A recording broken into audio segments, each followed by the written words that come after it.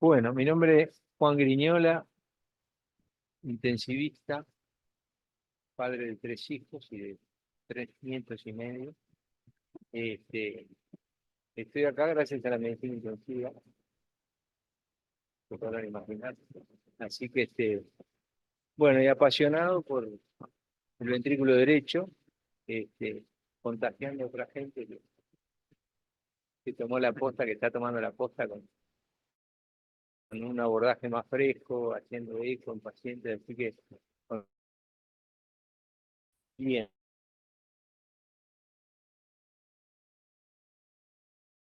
Un poquito de la falla ventricular derecha en CTI y en los escenarios en los cuales ustedes tienen que sospechar, buscar y, bueno, prevenir y tratar este, esta patología porque eh, tiene relativamente alta mortalidad.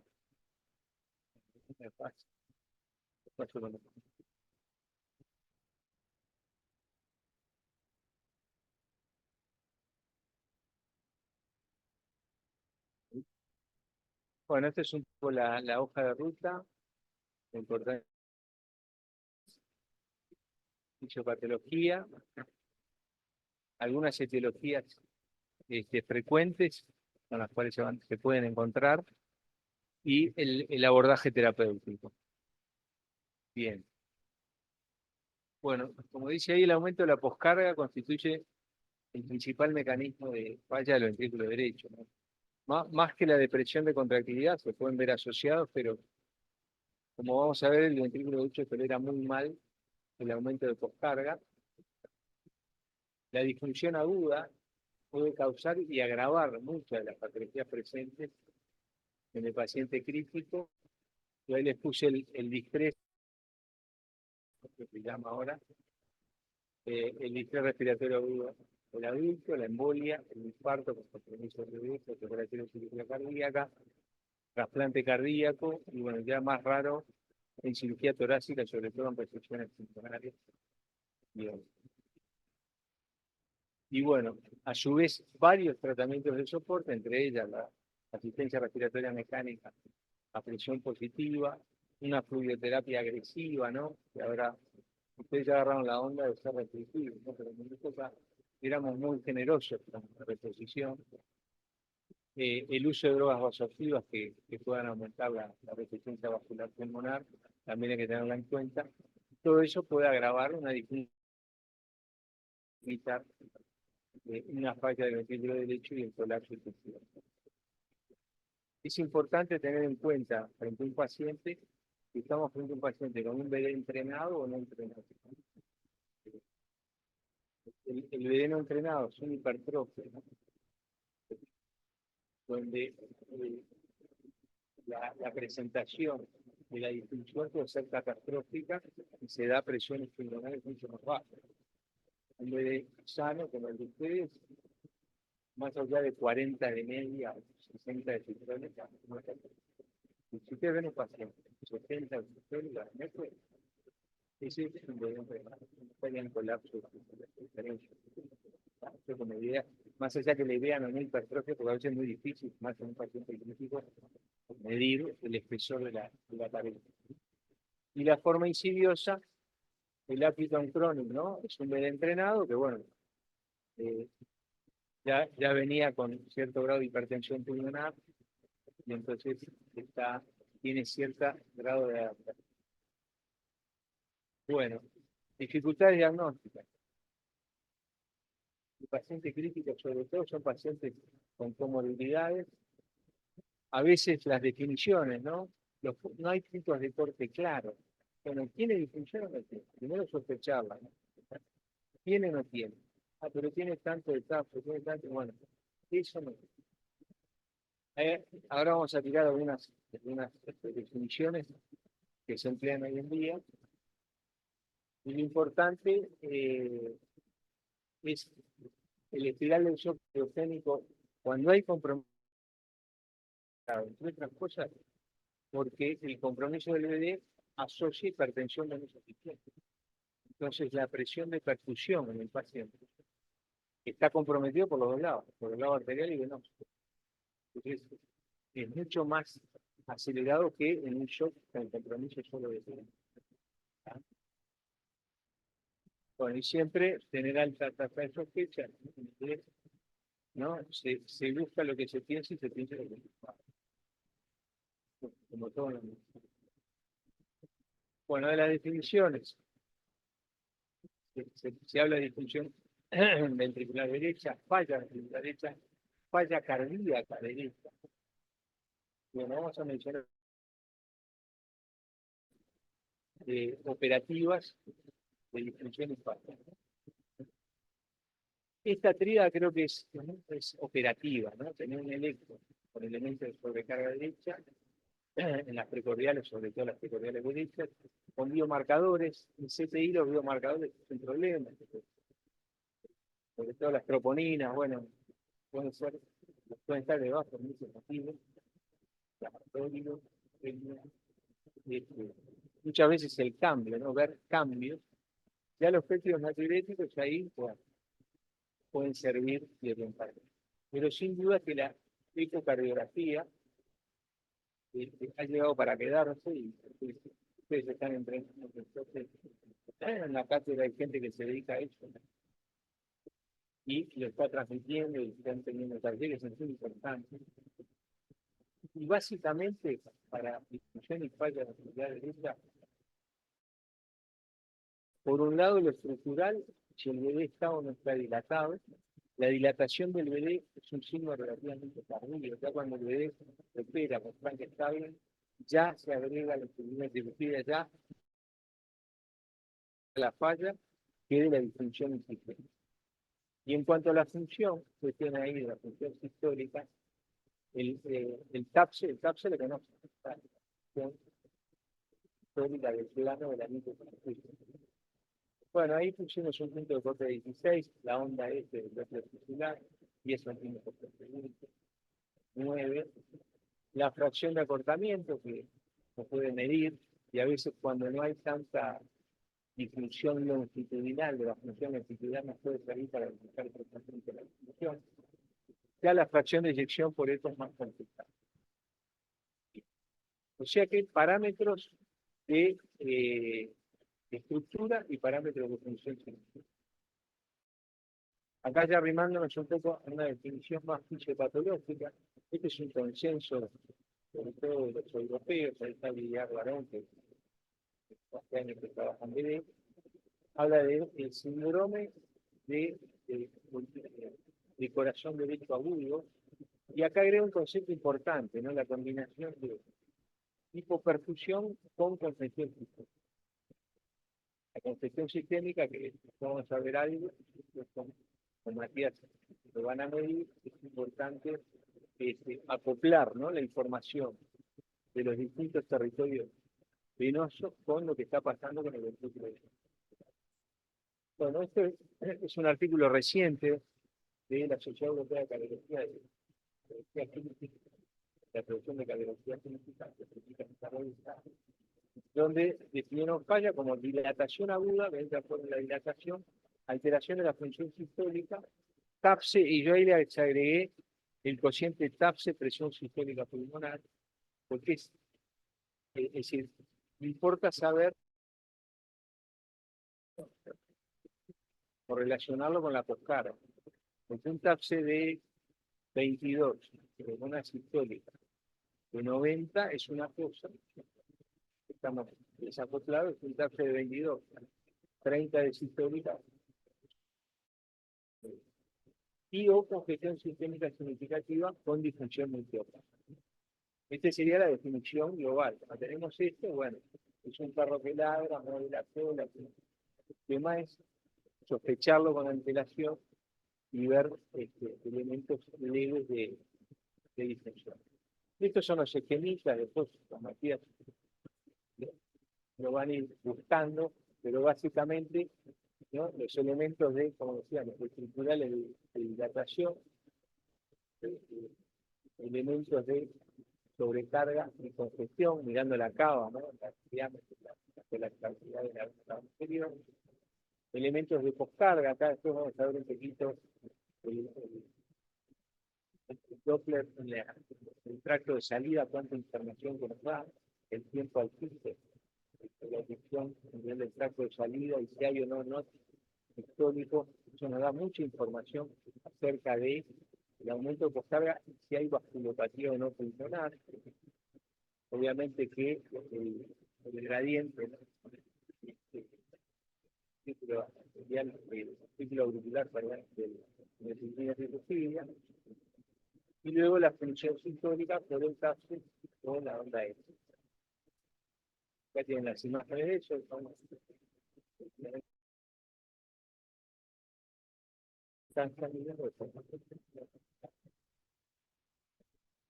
se puede medir deformaciones previas de la pared libre, luego hay, eso lo notan también. Uno como intensivista tiene que ir al médico.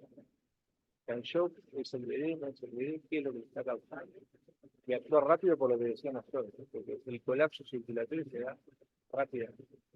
Acá para que vean las imágenes del TAPSE, que adquiere modo M, la onda es tisular, y esto que es pero.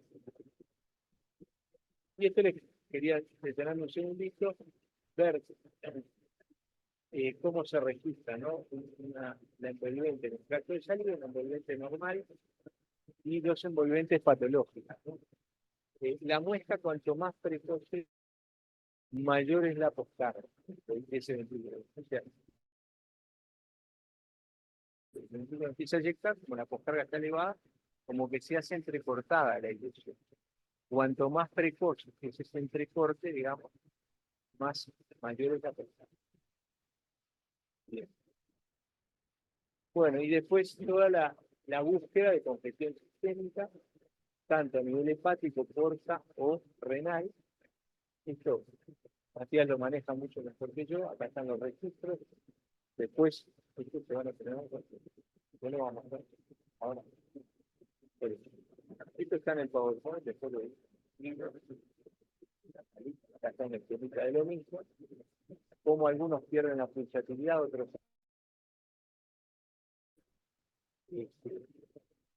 De hecho, la PVC, como ustedes saben, hoy en día es elemento pronóstico y de aparición de falla renal también. Bueno, acá tenemos la otra pata del monitoreo, ¿no? El eco no nos da un monitoreo continuo, no puede hacer una guardia de 3, 8 veces por paciente, vamos a tener. Pero el Schwann lo que nos permite es un verdadero monitoreo continuo. Ahí lo tenemos el Schwann Line. Creo que para que hicieron un homenaje, pero fíjense que en el 2020 hizo 50 años. La sección ahí era el primer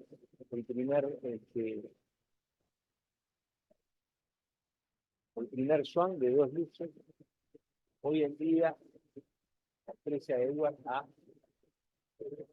aumentado el número de días, tenemos posibilidades de tener saturación de venosa continua, medida del gasto en forma continua, que es un servicio ultra rápido,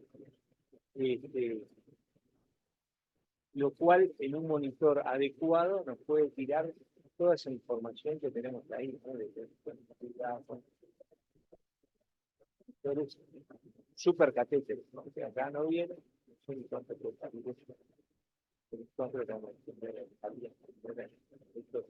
super Schwann. Pero hay un Schwann que es interesante, que lo usa mucho el grupo de Canadá, que es con un puerto. En realidad el puerto que ven ustedes ahí,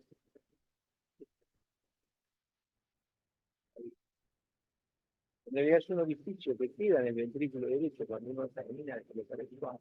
En realidad es para pasar todo, si fuera necesario. Entonces hizo en cirugía cardíaca. Pero lo podemos usar, lo conectamos a un sensor de presión y tenemos monitoreo de presión ventricular.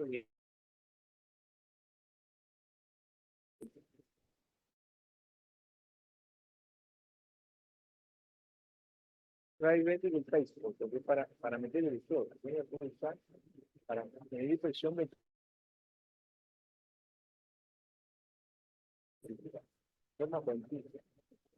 También podríamos ver Depende cómo armemos el monitor, la presión ventricular con la presión ventricular.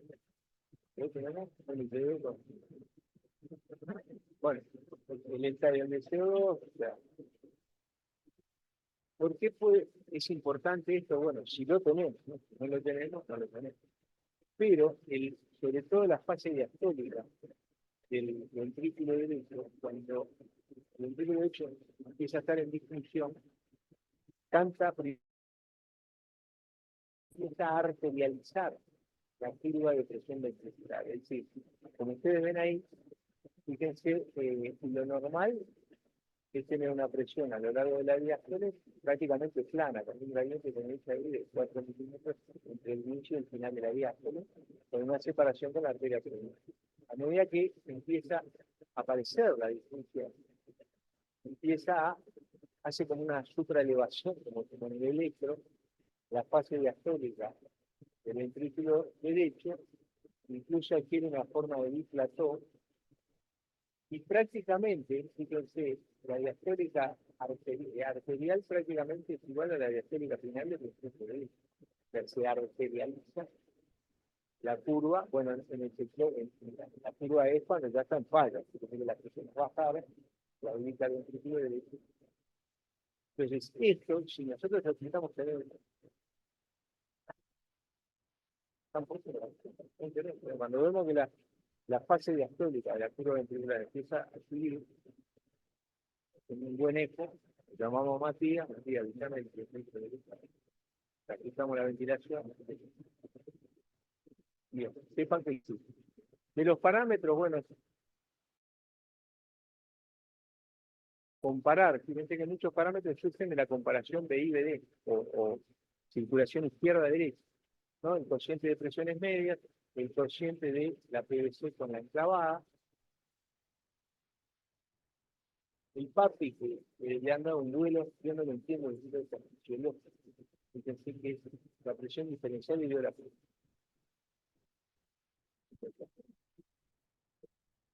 Funciona muy bien el trasplante, no lo entiendo como parámetro. ¿Qué significa? El índice de función ventricular derecha, que es la sistólica, el índice cardíaco, bueno, el trabajo sistólico del ventrículo derecho, que también, y el cociente que les decía hoy, ¿no? Esto es por TAPSE, el TAPSE dividido la presión arterial. El punto de corte, ahora después lo vamos a ver, es de 0,3. Si por debajo de 0,3, hablamos de esa presión. Por debajo de 0,3, el ventrículo ya está dilatado, ya está el circuito, ¿no? El circuito vicioso, infinidad, tricuspidia, dilatación, y es una situación muy emblemática. Entre 0,3, 0,5 y 0,6 tenemos reserva de reclamo. Ahora, estos son ejemplos de los parámetros.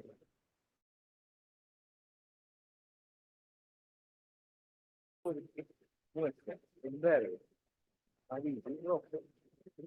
Ahí, a la izquierda, ustedes ven un swan con ventrículo derecho, la presión auricular derecha, y a derecha ven los Doppler venosos de los tres parénquimas que hablábamos hoy.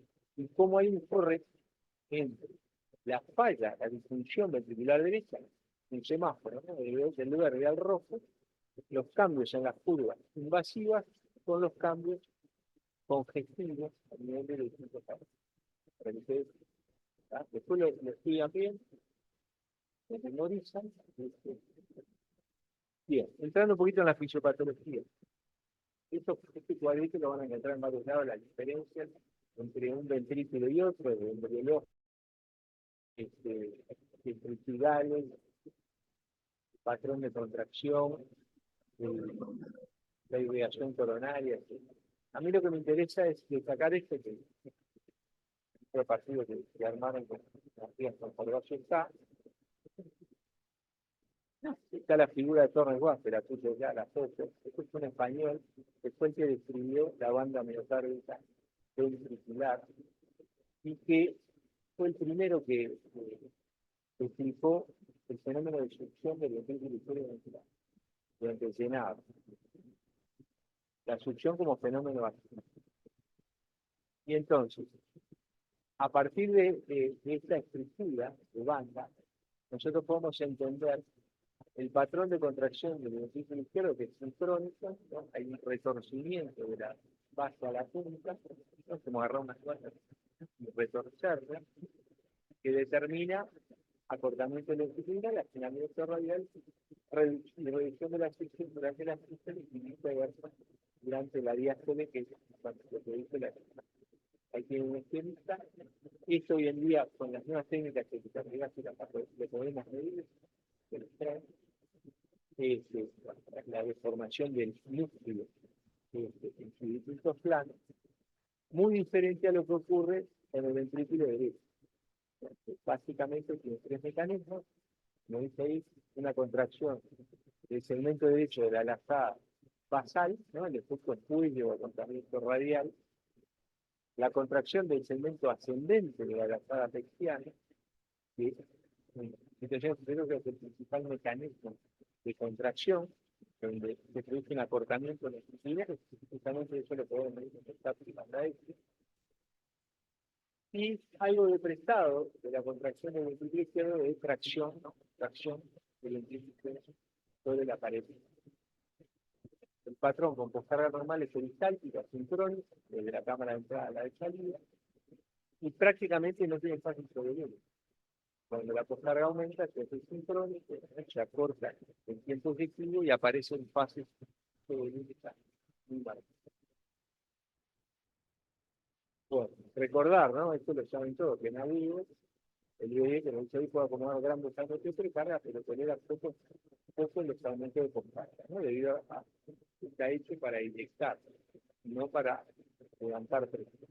Aquí tiene las fibras plásticas, vibrando. Y esto es otra característica interesante que ya desde hace años se conoce. El IBD como un ventrículo resiliente, el ventrículo que, si yo le quito la marcada, puede volver a su situación normal. La remodelación reversa tiene capacidad de remodelar para atrás, cosa que el IBD no lo tiene, que piensa que la fibrosis, hay varias hipótesis que plantean por qué sí, por qué no. Esto se sabe desde hace años post trasplante pulmonar. Ya, te dije, perdón, para la próxima vamos a poner un coso de hincha para los discapacitados. En posendarterectomía o posangioplastia, en hipertensión pulmonar tromboembólica crónica, y hoy en día ya estamos arañando en el grupo 1, en el hipertenso arterial pulmonar del grupo 1, con un tratamiento médico agresivo combinado con análisis que tenemos, incluso en algunos pacientes con diagnóstico precoz se ve que estamos viendo la posibilidad de la remodelación reversa aún en estos pacientes. Bueno, y esto es una cosa que ya se conoce hace tiempo, que es el dimorfismo sexual del ventrículo derecho. Otro punto más del sexo débil y del sexo sexual. Ya hace años, el sexo sexual de los niños, y el ventrículo derecho no fue siempre. Se ha descrito que los estrógenos, tanto actuando sobre receptores alfa, beta y por acción genómica o no genómica, tendría un efecto beneficioso que podría protectivo sobre el bebé. Eso en los modelos animales tóxicos y con monocrotalina se ha demostrado muy bien, funciona muy bien. Y en el ser humano, ahí por eso se habla de la paradoja estrogénica, dependiendo de la presencia o no de algunas comorbilidades, podría tener por un lado efectos proproliferativos en la arteria pulmonar, pero protectivos en el bebé. La paradoja surge sobre el árbol pulmonar. Esto hace que en pacientes con hipertensión pulmonar crónica, hombres anda peor, el bebé se le nivel de carga aumentada y un INVD más desacoplado en la mujer. Y eso se ha visto casi desde ya en todos los grupos clínicos, ¿no? Tipo 1, representado por la izquierda, o sea que los estrógenos y el llevan la testosterona. Así que dimorfismo sexual. Bueno, de la fisiopatología, este esquemita lo que les muestra es cómo podemos llegar a afectar al bebé, ¿no? Arriba están los tres determinantes, un aumento de presión, un aumento de volumen y o un descenso de la capacidad de pacientes más. Y cómo aparece, ¿no?, la disfunción sistólica, la dilatación y la rectificación tricúspide, y eso cómo empieza a operar la dilatación y a la falla ventricular, ¿no? Cuando la cabeza de presión sistémica baja, además de el aumento de costal a nivel de la pared ventricular derecha, la isquemia agrava la disfunción sistólica.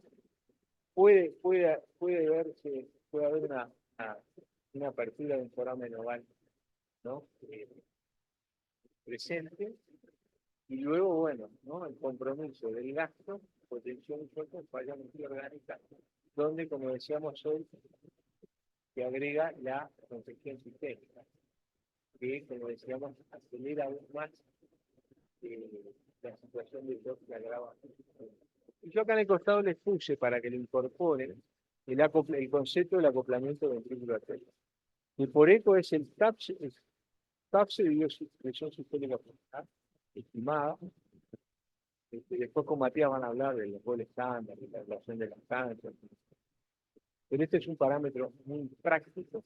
Y ahí les tiene unos puntos de corte, ¿sí?, con las caritas, ¿no? Lo normal de 0,7 a 0,8 por encima, ¿no? Fíjense, un TAPS de 22 con una pulmonar de 20 se da un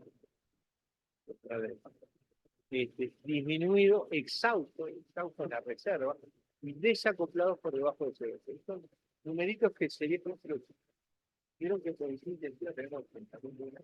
Pero estos son números que estaría bueno que se los recuerden.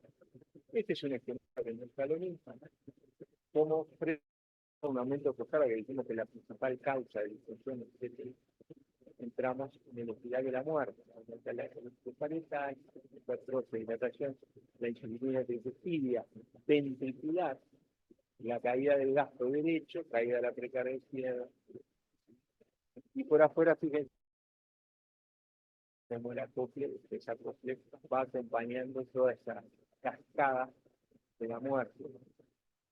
Y de la insuficiencia tricúspide, todos los derechos complicados, la tricúspide tiene variantes, hay de 4 válvulas, de 3 válvulas, 2 papilares, 3, es vital. Y la insuficiencia tricúspide puede ser de prestado, o por dilatación de la mente de la aurícula, o como en este caso, por dilatación del bebé, que habla de insuficiencia tricúspide funcional péndice, que es la que más frecuentemente vamos a meter. Esto es lo que les decía hoy, del shock cuando hay compromiso del bebé, ¿no? PVC alta y presión arterial baja, mala complicación. Fíjense que en el ejemplo, no sé, está dicho ahí, ¿no? Un gasto cardíaco de 2, en una medida de 60, pero con una PVC de 23, comparado con una PVC de 8, presencia de un shock por 20, la presión de percusión de los órganos, fíjense la diferencia. Y eso hace que todo lo del intestino, ¿no?, con la microbiota, todo lo que está en boga ahora, como órgano inflamatorio que mantiene el fuego prendido, ¿no? Bien. Bueno, entrando a las etiologías, las más frecuentes, con las que ustedes se pueden encontrar, la embolia pulmonar. Ahí les tiramos unos números. La enfermedad tromboembólica venosa, tercer síndrome cardiovascular agudo más frecuente luego del infarto de la ACV, con una tasa de incidencia anual. Esto creo que es de los yankees. Yo tengo unos números en Uruguay, suponiendo que sean las mismas tasas, ¿no? Pero deberíamos tener de 1.200 a 3.000 embolias por año. Embolias, por ejemplo, yo no quiero decir que estén. Un tema importante que ahora después lo vamos a retomar es el TEP normotensivo. ¿No? Este TEP normotensivo, el paciente que está bien, pero que ya tiene la maldad en el dedo. ¿No? Vamos a mirar el dedo con este y ya tiene maldad. ¿No? 30 a 53% de distinción. Y vamos a ver la importancia que se le está dando hoy en día, riesgo intermedio alto, normotensivo, pero con el bebé tocado. Tocado, pero no hundido, pero que se puede hundir en breve. Entonces, ahí aparece, como vamos a ver, es una herramienta terapéutica que está teniendo mucho valor para estos pacientes, para este grupo. O sea, la mortalidad a los 30 días es variable dependiendo, le dan un 5% de la mortalidad. Los mecanismos, bueno, la afección por los propios coágulos, ahí se habla de hemólisis intracardíaca con disminución de disponibilidad. Entonces, debemos estratificar precozmente estos pacientes. La estratificación clínica, los scores del PESI y el PESI simplificado, donde están la edad, el sexo de vuelta. Ser hombre suma para el bebé. Y eso seguramente no lo dice el PESI, seguramente porque el bebé nuestro es más. Bueno, si en el marco de una enfermedad clásica, el índice de shock. Este es un índice muy práctico, ¿no? La frecuencia de la frecuencia. Eso en cualquier paciente. Más de uno, la saturación, bueno, por el compromiso en la estable o inestable, ahora sí vamos a ver qué dice, y la presencia de injuria, el tamaño y la distinción por biomarcadores y por imágenes, sobre todo el éxito. Esta la clasificación ya tiene varios años. La clasificación de riesgo, el riesgo alto es aquel que tiene una estabilidad hemodinámica, y ahí están las distintas formas de inestabilidad hemodinámica, ¿no? Es un clásico, el paro con actividad eléctrica científica, una de las causas es una embolia pulmonar. El paciente tiene actividad eléctrica, está con un shock obstructivo, está en paro. El shock obstructivo y la hipotensión persistente. Incluyendo, como dice ahí, arritmias hipovolémicas. Después tiene parámetros clínicos de gravedad, los sectores que hablábamos hoy, que no se los están todos lados, todos los revisan. La presencia o no de disfunción de bebé por el eco, que está o no está, y sobre todo las troponinas cardíacas, que también podemos agregar con este punto de corte el NT-proBNP, y hay otras cosas más raras, la copestina, que los dejo para. Esta es una gráfica que simplemente explica cómo rápidamente, frente a una embolia, podemos entrar en colapso ventilatorio. Nosotros teníamos un modelo acá en Ovejas, de embolia pulmonar, sacamos sangre, coagulaba, la picábamos y le empezamos a dar con la veña. Digamos con el pulso medio, de una guardia, que nos iban 3 coágulos más. Nos quedamos fenomenal. Trabajando con tórax abierto, ves realmente como en 2 coagulitos más, un poquito más de vasoconstricción, el bebé se dilata y pues no lo saca nadie, le hacemos masaje, todo, lo estamos viendo. Así fue tener un paciente y no sé. Que tiene actividad eléctrica, pero no tiene actividad mecánica. Este es el esquemita que es el mismo que veíamos hoy. Y esta es una diapo interesante porque correlacionamos acá la estratificación de riesgo de embolia con la clasificación de shock de la sociedad, ¿no? Cardiovascular y la ABCDI, que las definiciones están allá, ¿no? Y cómo, en el caso de una embolia, tenemos paciente que está en riesgo de shock, es aquel paciente que está normotenso Pero que le hicieron la angiografía tiene una carga trombótica muy alta, esos trombos son proximales, más que distales, ¿no? Tienen asociada una trombosis venosa profunda. Bueno, le dieron, por eso, le dieron un coágulo en tránsito. Ese paciente, usted tiene que venir a hablar y estar así, atento, porque la menor cosa que agregue, como está en el shock normotensivo, ¿no? Ven, el shock index mayor de 1, el SI mayor de 1 es el shock index, es la frecuencia de dióxido. ¿No? Un paciente que se pone más taquicárdico, que la presión sistémica le bajó es un poquito lactante de los factores, ¿no? Es el olor a que se va a arrancar. Entonces la gran pregunta que nos hacíamos hace unos años, claro, pero esto no tiene indicación. Entonces empezamos con la discusión, está anticoagulado, y ahí vamos y venimos, ¿no? Esperamos a que se choque. Ahora hay una respuesta para eso. Ya después la hipotensión que requiere soporte, ya bueno, ya después CD y E, ya donde nos vamos al rojo, que nos viene la noche, ¿no? Pero este paciente que está con shock neumotensivo, un shock neumotensivo es al que le debemos dar bolita en el marco de la enfermedad. Y hoy en día, viviendo el índice cardíaco, se vio que no es una población despreciable. Fíjense que un tercio de estos pacientes tienen un gasto bajo, están normotensos, ¿no? Pero tienen, como dice allá, ¿no? Un lactato mayor de 2, ¿no?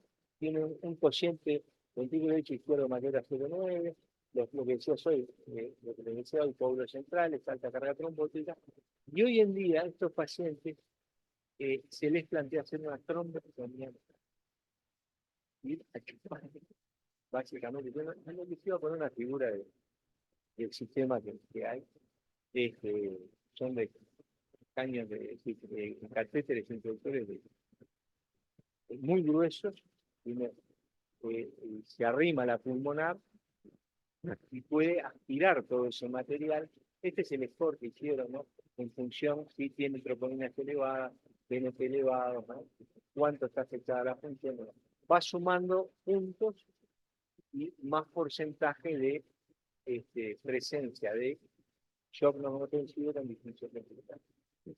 Este grupito de pacientes, como les digo, tendría indicación de una trombectomía. Sí, sí. No, sí, sí, sí. Sí. Está anticoagulado. El paciente sí, tenía anticoagulado, que se armó ahí a la indicado. La evidencia de esto, hay evidencia de retrospectiva. Lo que pasa es que recién se pudo identificar esta población que está ahí pendiente de un hilo para caer a esta situación. Aparte de la trombectomía, podemos hacer inmunolísis. Lo primero que se intentó fue reducir la dosis de para reducir el Tyson, para reducir la tasa de sangrado. Eso no se logró, sangraban igual. Después el pirinolítico local, lo cateterizás al paciente y le tirás pirinolítico, tampoco resultó, y ahora está la trombectomía. Bien. Pasamos al distrés. Bueno, el distrés. Desde eso, ustedes lo ven todos los días. Van a una unidad, algún paciente va a estar con una mortalidad relativamente alta. ¿Y de qué se muere? Primero, a lo largo del tiempo que hemos ido cambiando el modo ventilatorio, ¿no? El abordaje de estos pacientes, no agredir al pulmón, ¿no? Y ahora, como vamos a ver, no agredir al ventrículo derecho, pero básicamente hay dos grandes causas, el sistema refractario y el fallo circulatorio. El fallo circulatorio, bien hay un cortejo inflamatorio, ahí está el BD metido ahí atrás. Bueno, ahí lo ponemos, ¿no? 50% de shock séptico, miti con el corte de una aguda.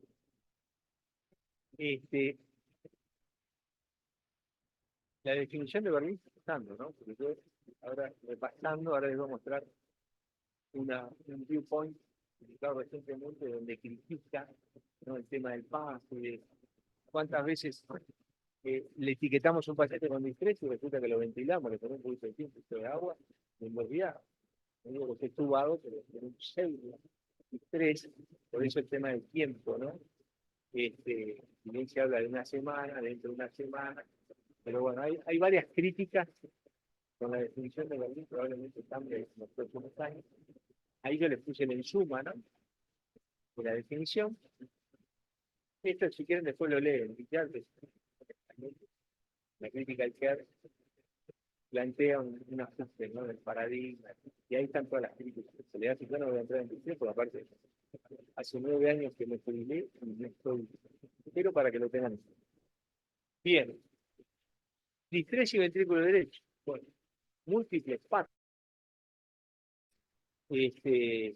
Tenemos vasoconstricción, oclusión pulmonar, a lo cual, y remodelación, un distrés tardío, ¿no?, etapa hidrótica del distrés, a lo cual le vamos a superponer la estrategia ventilatoria. Que podemos agraviar no solo al pulmón, la estrategia ventilatoria es mala, digamos, sino que además podemos agredir también al ventrículo derecho. Bueno, tenemos que tirar la pelota al medio. Algo que, como muchas veces en la medicina, lo ideal es en el medio de la buena, por el tema de la hiperoxia, que sigo trabajando, ¿no? Tener los pacientes con la pelota en el medio, ¿no?, muy bien, ni al borde del precipicio, tratar de mantenerlos ahí, para agredirme. Bueno, haciendo un poco de historia, los años 70, ustedes no eran nada.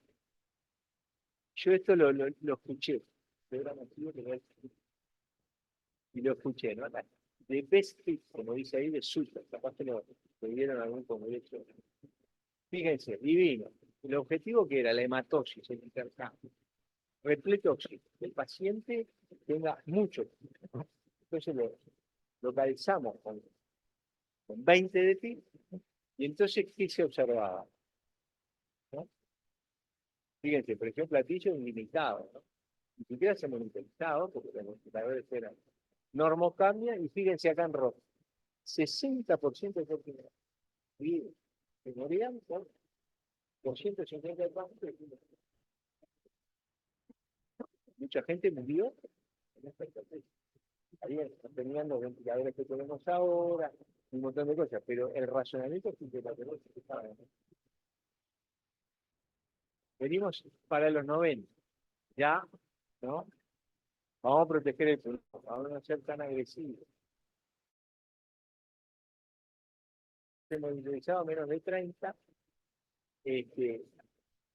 ahí aparece el óxido nítrico, bueno, la nitrina, acá eso como coadyuvante, y ya una hipercamia permisiva, ¿no? Empezamos a tolerar, bueno, si tienes 50, le dejamos, ¿no? Porque tenemos que hacer una ventilación protectiva.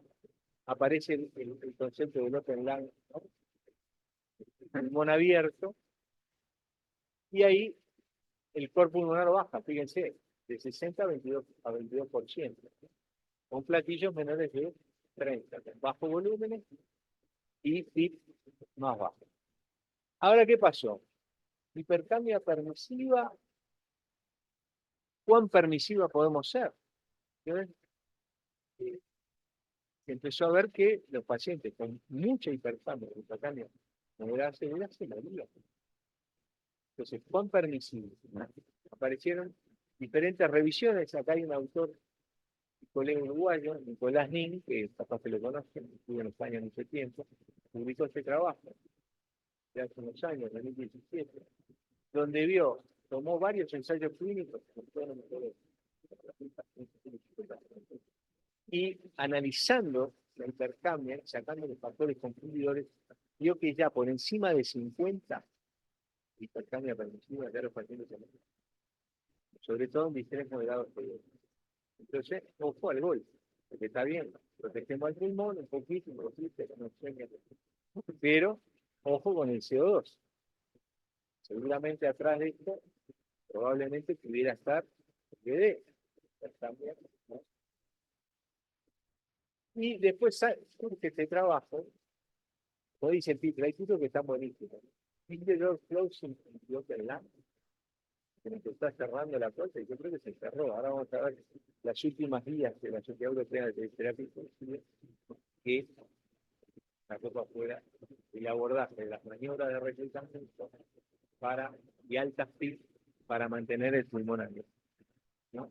Y bueno, este trabajo que fue de los del 2017, fíjense ustedes que la mortalidad ya se separan a los pocos días de randomización, se mantienen separados a los 6 meses, a diferencia de mortalidad. Y acá está lo que les decía, esto salió el año pasado en el Intensive Intermedio. Sé lo que dije ahí. Esto es lo que está mal dicho, ¿no? Recomendamos contra, o sea, como la noción múltiple de la negativa, ¿no? Señale lo falso. Recomendamos en contra del uso prolongado de maniobra de reclutamiento de alta presión, tanto de 1 minuto como menos de 1 minuto. No importa más allá de la duración. Y lo extienden al CARS, ¿no? Al ARS,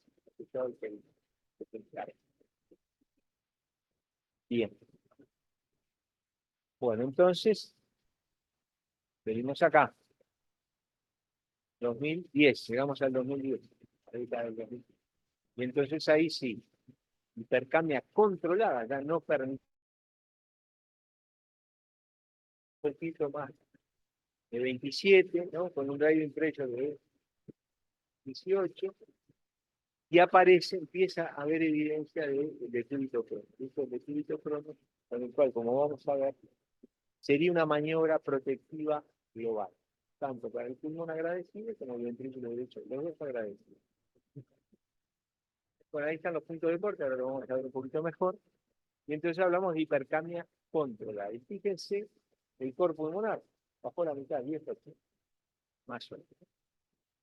Estas son definiciones, hay que ver cómo definimos por agudo, en fin. Pero más o menos son números para que tengan en cuenta. Y entonces viene, ¿no?, la ventilación protectiva para el ventrículo derecho, ¿no? El lado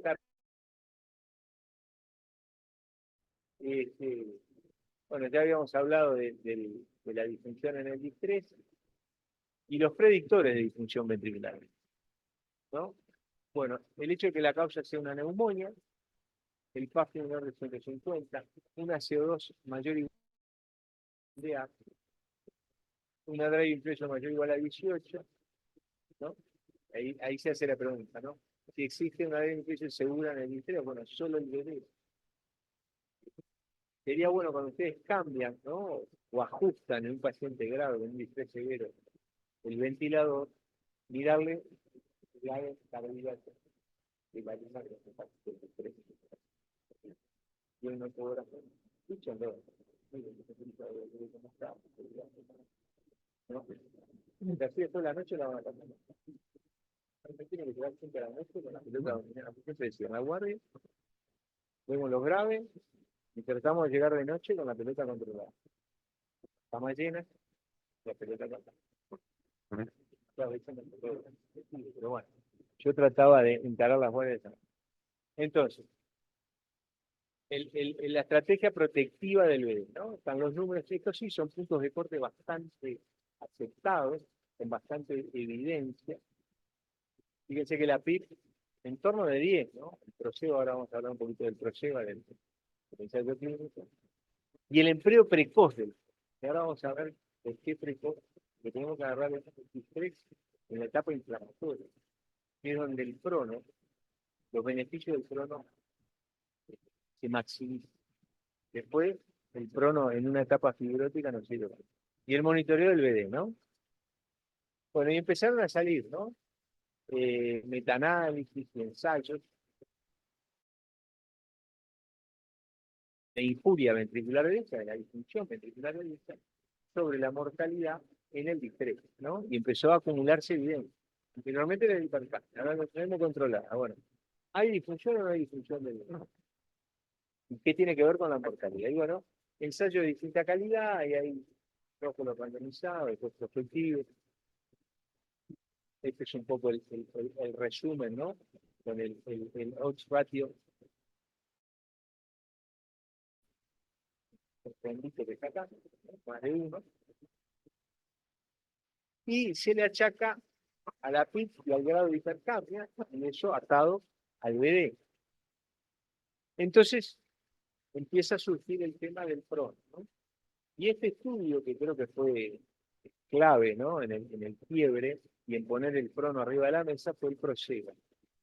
PRONUS franceses que trabajan mucho en esto, en 2013, fíjense, donde demostraron con un prono de más de 12 horas, ¿no?, de duración en pacientes con distrés moderado severo, una diferencia en la mortalidad, ¿no? Una ventilación protectiva, fíjense la PIC de 10, un volumen corriente de 6 microkilos. Ya anteriormente el grupo francés de Guerrero, que le hacían eco a todo paciente que cáncer de en el México, ya en el 2007, prono como descarga, ¿no? Prono descarga de los ellos lo habían observado haciéndole ecos a sus pacientes críticos. Y bueno, acá a la derecha lo que tiene un poco es los mecanismos por los cuales la posición prona mejora, ¿no? Disminuye la poscarga del ventrículo derecho, aumenta su precarga, aumenta la precarga del izquierdo, y si hay reserva de precarga, el gasto cardíaco aumenta. Si uno midiera gasto cardíaco en un paciente, puede ser que no le aumente el gasto, más que lo agradece, va a estar en efecto. La precarga. Por eso es más allá de que el ventrículo derecho lo agradece. Y entonces, bueno, se empieza a manejar el efecto beneficioso global del tren, tanto para el bebé como para el pulmón, ¿no? Lo que ya veníamos hablando.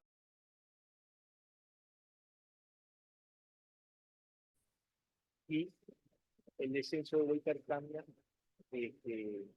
con una mejoría en la función ventricular del bebé.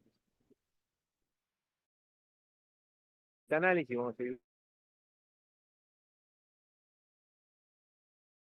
2003 leve, tirarlo más o menos como si era bastante. Hay pacientes que uno le hace más o menos, ¿no? Le aplica el reglamento y anda. Pero hay pacientes que tenemos que sacarlo sin tardar. Estos pacientes de distrés moderado severo tenemos que estar encima. Y acá lo que se vio es eso, ¿no? En población, fíjense la duración del prono mayor o igual a 12, que mostró menor mortalidad, y en distrés, como les decía hoy, moderado severo. El prono un impacto en la mortalidad. O sea que la duración y el distrés moderado severo. Esta es una gran forma en situación de cúbito supino y en decúbito prono. Lo que pasa es que nosotros venimos de ser cuadrúpedos, de estar en el prono. Chimpancés, dos andan cuatro patas, andan en prono con la vida, ¿no? La bipedestación nos probó la columna, nos probó el mismo y bueno, y estar boca arriba. Pero fíjense la diferencia fisiológica que se ve acá un poquito, ¿no? Entre el supino y el prono. El supino es el que tiene diferencias, ¿no? Entre el esternón y la vértebra, se acentúa en el distrés. Y el prono, fíjense que el prono es un redondelito, vuelve a su situación, prácticamente mata el gradiente esternón-vértebra de el cociente, como dice ahí, de la repartición gástrica, y lo hace más homogéneo. Pero el distrés lo que hace es exacerbar una situación fisiológica que pone en evidencia los beneficios del prono. Yo, por ejemplo, ahora con mi presión de tengo boca arriba junto con tanta mano, lo trabajo no todo. La caída, pero no, quedó. Por eso no tengo distrés. Por eso tengo el estudio. Bueno, y algunas preguntas, ¿no? Aparece el prono, el proseba lo tira arriba de la mesa, ya los franceses habían visto que descarga el BD. Bueno, ¿cuándo le inicia? Bueno, hoy en día ya más o menos extremos grados severos, obviamente, no vas a dar vuelta, pero primero que la precoz, ¿no? Ahora vamos a ver que hay evidencia en las primeras 48 horas y hasta los 7 días el distrés. Con esos valores de volumen corriente, bueno, obviamente las contraindicaciones, cuándo suspender, bueno, también hay algún lineamiento.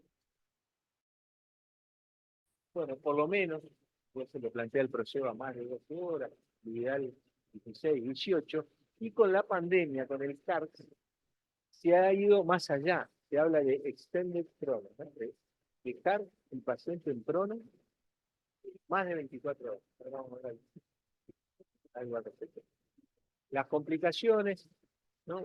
Por presión, obstrucción, infección, calidad de vida, etc.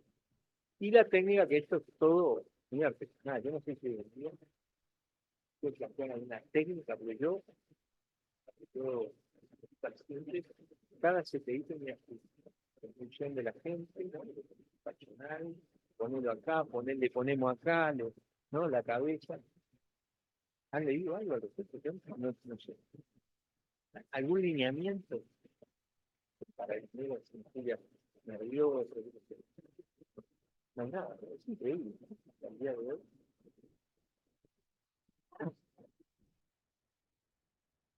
El día que hablamos muy. Bueno, eso se lo dejo a ustedes para que lo piensen. Y, y este es un trabajo reciente del 2023 que demuestra que el decúbito prono es útil, es beneficioso en el mismatch, y seguramente, lástima, no hicieron camografía, era útil, hubiera estado bueno. Pero lo que sí ven es que hasta los 7 días, el early distress, el mismatch PQ global que está en la gráfica izquierda, fíjense que es negativo, o sea que disminuye. Fundamentalmente a expensas de reducir el espacio, las áreas de espacio. Y fuera de los 7 días, el mismatch aumenta fundamentalmente por aumentar eso. Entonces, ¿cuándo empezar? Precozmente, ¿hasta cuándo? Y después los 7 días del timing de después, no se va a agraviar, además de todos los perjuicios que puede tener el programa. Y acá está, esto es un articulito reciente también que encontré por ahí, el extender, ¿no? Entonces habla de beneficios, reducción de mortalidad, evita el desreclutamiento, reduce, bueno, la distensión, beneficios organizacionales, el empleador tiene un costo, ¿no? Operativo, pero claro, compramos un montón de cosas. Pero esto se empezó a tener experiencia y a plantear por la razón de la pandemia, claro, el cuchillo entre los dientes. Bien, entonces en suma, 3 estrategias para proteger al bebé del distrés moderador. En el medio está la específica, ya el prono ya ha demostrado que sí. Después hay cosas inhaladas, ¿no? El oxígeno nítrico, el levosimendan inhalado, el trabajo con el levosimendan inhalado. Esto no lo creo. Y el vinón inhalado, todo en signo de interrogación. Y bueno, si todo esto no responde, el ECMO, ¿no? El soporte mecánico, o veno venoso para sustituir al pulmón, o veno arterial si el bebé está muy maltrecho. Entonces tenemos que sustituir no solo el intercambiador, sino la. De la hemodinamia, bueno, la adrenalina, restricción de fluidos, intrafiltración diurética de Botimendán. Ahí también puede estar el empleo de drogas, fundamentalmente vasodilatadoras pulmonares o que no aumentan la resistencia. Y en lo respiratorio, todo lo que venimos hablando, ¿no? De la ventilación protectiva con los puntos. Bueno, y las guías lo toman, ¿no? Fíjense la evidencia. Se recomienda el uso de la posición prona en comparación con la supina y papá moderar 17 grados severos, high level, ¿no? De evidencia para el CARPS moderado, porque claro, viene para atrás. ¿Verdad? Y bueno, y ahí plantea, fíjense, 16 horas consecutivas o más. Esto es del año pasado. O sea que fíjense cómo hemos ido cambiando y cómo hemos ido aprendiendo. Bueno, dos palabras del CART, todo lo que se agrega, además del ARCS, la disfunción, ¿no? La miocarditis del COVID, la inflamación que produce el COVID, todo eso agravia aún más la situación del edema, la posibilidad de embolias, ¿no? De microtrombosis, microcostal. O sea, es un ARCS masiva el CART para el edema. ¿Estamos de acuerdo? Y algunos trabajitos que han medido, que ahí lo tienen. Igual son valores bastante altos, ¿no? Los que se murieron acoplados, ¿no? Con 0,51. No se murieron tan mal. Probablemente se murieron por el estrés, ¿no? Con 0,51 no está tan mal. Por eso, ¿viste? Bueno, hacen esta curva de sobrevida, juntando paz y acoplamiento, un poco entiendo al BD. Pero fíjense que los valores de corte son 0,6. Estos pacientes no se murieron. Pero bueno, les dio la estadística y lo tuvieron. Y este es otro trabajo también donde ven, plantean la posibilidad de que la disfunción radial, o sea, la fracción de acortamiento es un parámetro de función ventricular derecha más global. En cirugía cardíaca, por ejemplo, ¿no? Post-pericardiotomía, ¿no? El CAPSE muchas veces queda muy mal. Sin embargo, el bebé está bastante bien, no mide la fracción de acortamiento y está bien. Y ellos plantean que en el CART podría haber algo de eso, por eso miden no solo lo longitudinal, sino lo global. No vamos a perder más. Seguimos, entonces, otra etiología. El infarto, ¿no? Infarto inferior con compromiso leve. La tríada clínica, ¿no? Esta es una tríada clásica. Si ustedes están en una puerta, ¿ah? Obviamente el electro, ¿no? Porque la tríada clínica, hipotensión, campos pulmonares limpios y aumento del PVC. Tubular injurgitada, plaquita limpia, tiene fractura, hipotensión, con una pechancia, infarto de cáncer.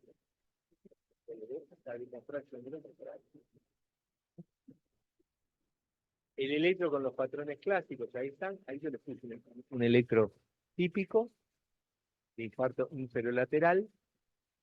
Después hay juegos ahí que los cardiólogos manejan muy bien, porque leen el electro más sapiencia que nosotros. La mayor elevación del S33 respecto a D2 orienta la oclusión proximal. Ustedes tengan en cuenta que cuanto más proximal esté la oclusión en la coronaria derecha, peor va a ser la situación del paciente. Más compromiso le dé y puede agregar compromiso, y agrega más compromiso de, ¿no? Bueno, ahí tienen un poco los números. Disfunción severa con shock, 10% de los infartos inferiores, la mayoría por oclusión, cuanto más proximal, más necrosis y más complicaciones. Y también el pronóstico va a depender. Esta es una clasificación vieja que se las traje de Isner y Robert, que la funciona por el mismo, en función de los grados, en función de lo proximal del compromiso de la coronaria. ¿Está? Bien. Perioperatorio. Bueno, perioperatorio. Y acá tenemos que separar las aguas, cirugía cardíaca y no cardíaca. Y bueno, no hay hasta el día de hoy días de manejo, ¿no? De manejo de este tipo de pacientes.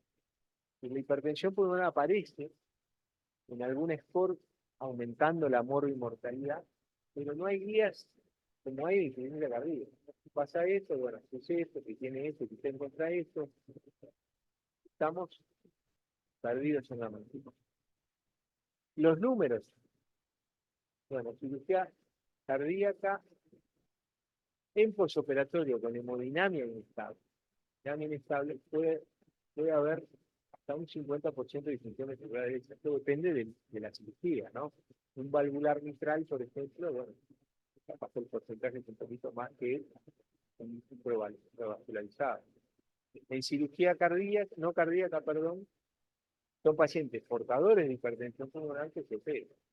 1 o 2% serían portadores de hipertensión pulmonar y bueno, y lo que agravia la el pronóstico, sobre todo en cirugía de emergencia. En cirugía de emergencia, portador de hipertensión pulmonar, no importa el grupo clínico, hasta la mitad de mortalidad. En una cirugía de elección, que vuelve, ¿no?, bien compensadito, bien, baja mucho más la mortalidad. En cirugía cardíaca, acá tienen un esquemita de todos los factores que pueden incidir en esa disfunción del bebé, ¿no? Tiempos prolongados de circulación respiratoria, mala inflamación, mala atlesia, más agresión al bebé, entre otras cosas porque el bebé en general es mal protegido en la cirugía, o sea porque queda más expuesto y porque la cardioplegia, por el ciclo de circulación coronaria, no lo protege como lo protege al ventrículo izquierdo. Obviamente que si hay hipertrofia, peor. Bueno, tenemos injuria pulmonar por repercusión, la protamina, ojo con la protamina, con cariño, siempre, bien, bien, no hay apuro, porque puede generar un paciente portador o portador de una crisis hipertensiva. Bueno, el BI, obviamente, si el BI está tocado, ahí yo le puse la embolia de coronaria derecha, una inclusión de un bypass, y obviamente la asistencia respiratoria mecánica. Vieron que los cardiólogos a veces en los operatorios le conectan el respirador y como quedó el ventilador, como quedó la NAR, lo ves. Y a veces en algún paciente, bueno, sí, tiene un poco más. En trasplante cardíaco, la disfunción primaria del injerto por falla del bebé hasta los 3 meses tiene una mortalidad bastante alta. Acá el ECMO, ¿no?, tiene mucha importancia. Y bueno, se ha descrito después de la asistencia ventricular mecánica izquierda, que nosotros no tenemos experiencia en eso. Bueno, acá está un poco uno de los factores que juegan en la cirugía cardíaca, ¿no? El paro, ¿no?, la injuria por repercusión y el paro con la cardioplegia, cómo se genera todo un circuito que lleva al daño y disfunción multiorgánica, no solo del corazón, no solo del bebé, sino también todos los órganos de la economía. Y no es solo la vasoplexia, no, ya la vasoplexia, sí, pero es mucho más que eso, ¿no? Mucho más. Y todo esto que estoy poniendo. Pensando en el corazón, la higiene de repercusión, y pensando en el árbol pulmonar, la hipertensión pulmonar, ¿no? Bien. En cirugía no cardíaca, esto es una técnica, ¿no?, después lo bichan tranquilo con un mate. Sí es importante el paciente que tiene hipertensión pulmonar que venga con su médico tratante. Nosotros estamos peleando en el Martín por ser reconocidos como centro experto. Y las cosas no es porque sean los cráneos, no, no. Es, si hay gente que se dedica a algo, que es raro, bueno, consultémosle a esa gente. En un país chico, de pocos recursos, un paciente con hipertensión pulmonar que se va a operar, que va a sacar la simple,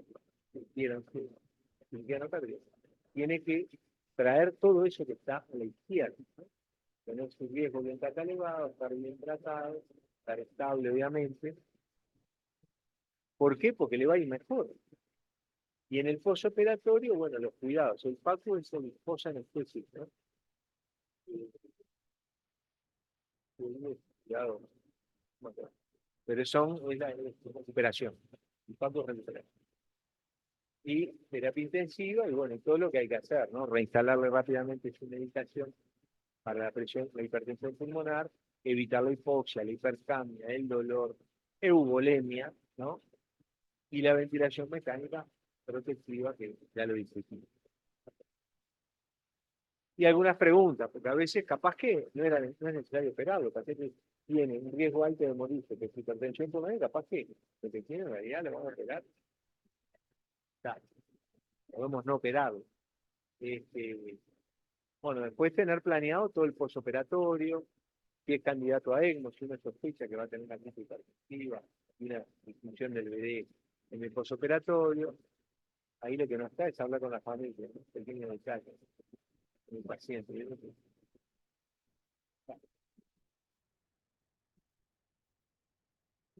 Los factores perioperatorios, que ya un poco los hemos ido hablando, hipoxemia, hipercambia, acidosis, hipotermia, ¿no? También, ¿no? Es decir, y ojo con el sistema nervioso simpático, ¿no? Que también exacerba las catecolaminas, el dolor, la ansiedad y la optimización, que también un poquito lo hemos ido diciendo, lo vamos a retomar al final de la charla, si te sirve.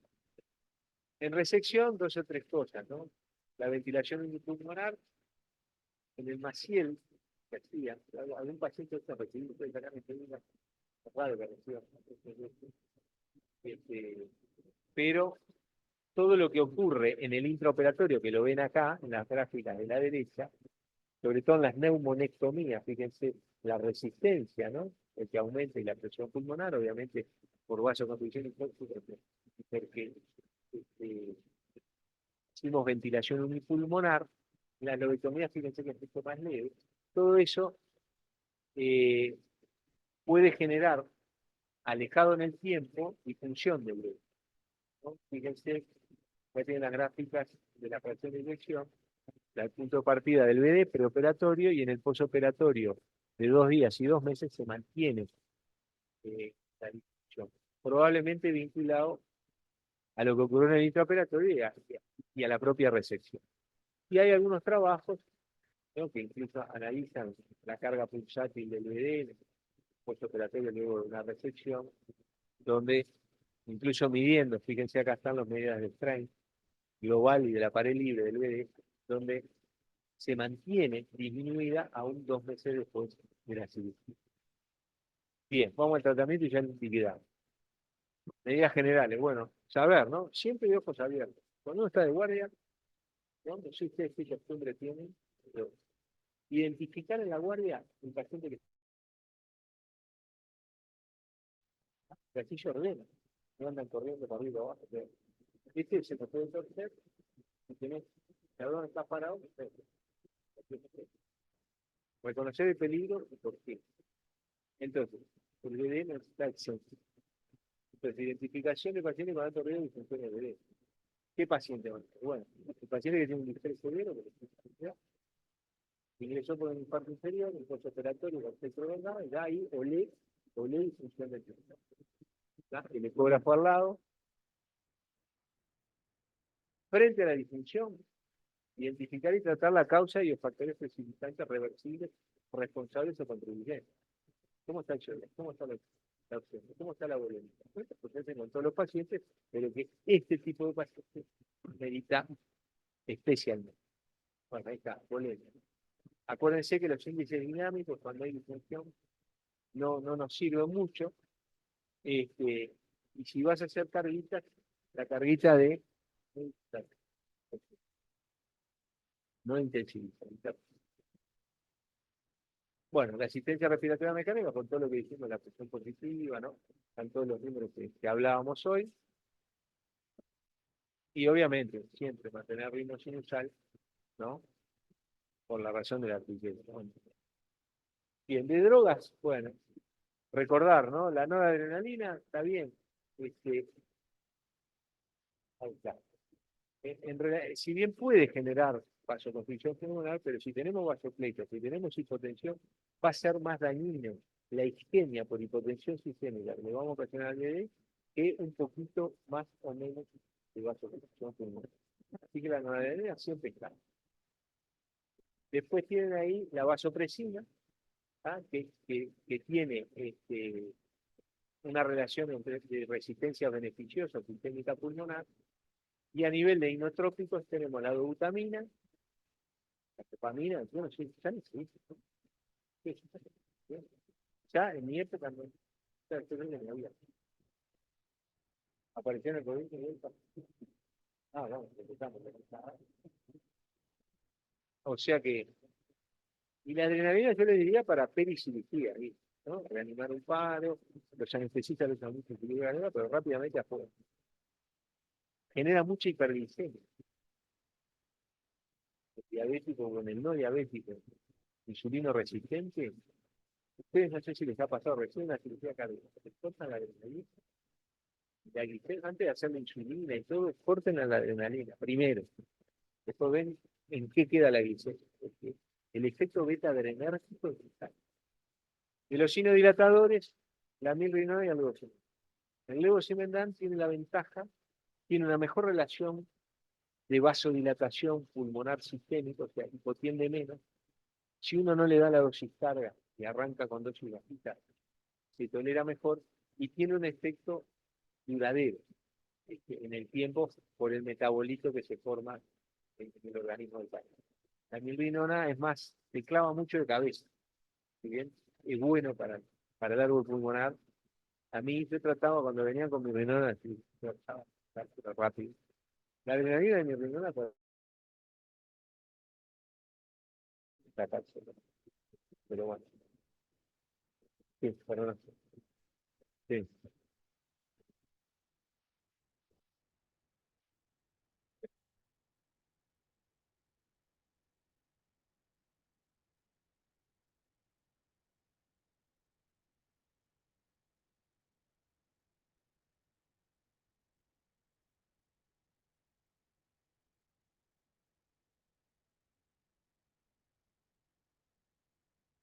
Y yo, si tuviera levosumendar sin dosis carga,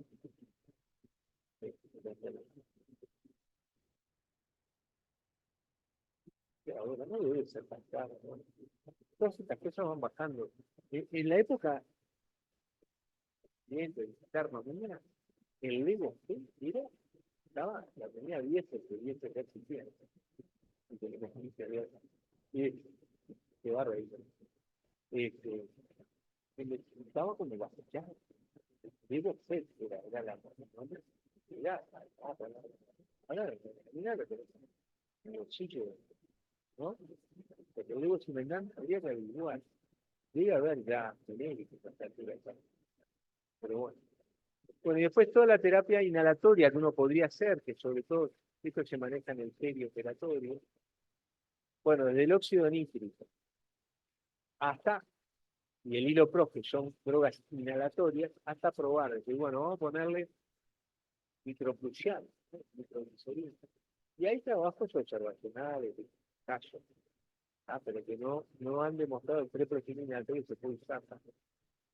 Si la milrinona yo no agregué ahí el levosimendan, hay trabajo. Que actúan esto simplemente para que vean, pero actúan por mecanismos, por la vía de químico, vasodilatando la rodilla. Y la ventaja que tiene es que va a ir a zonas ventiladas. La ventaja de la terapia inhalatoria, a diferencia de la sistémica, es que yo voy a donde quiero, ¿no? Donde hay áreas ventiladas. Pues el vasodilato ahí para que justamente, ¿no? Tener un mejor intercambio, optimizarlo. Bueno, después los soportes que acá, lamentablemente, no contamos, en función de cuál es la falla, si es global, cardiopulmonar, es BD solo o de respiratoria sola, los distintos.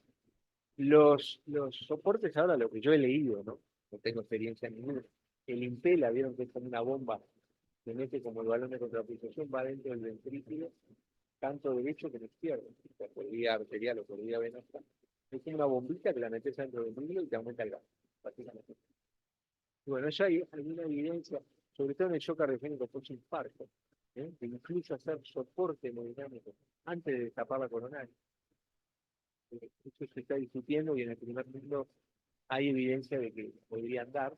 Y después ya ahora los soportes, ¿no? El ECMO, que se han ido simplificando los equipos, este, que bueno, que acá lamentablemente, pero cuántas vidas se podrían salvar, sobre todo vidas jóvenes, viejitos que aparecen, pero no traumatizados, ¿no?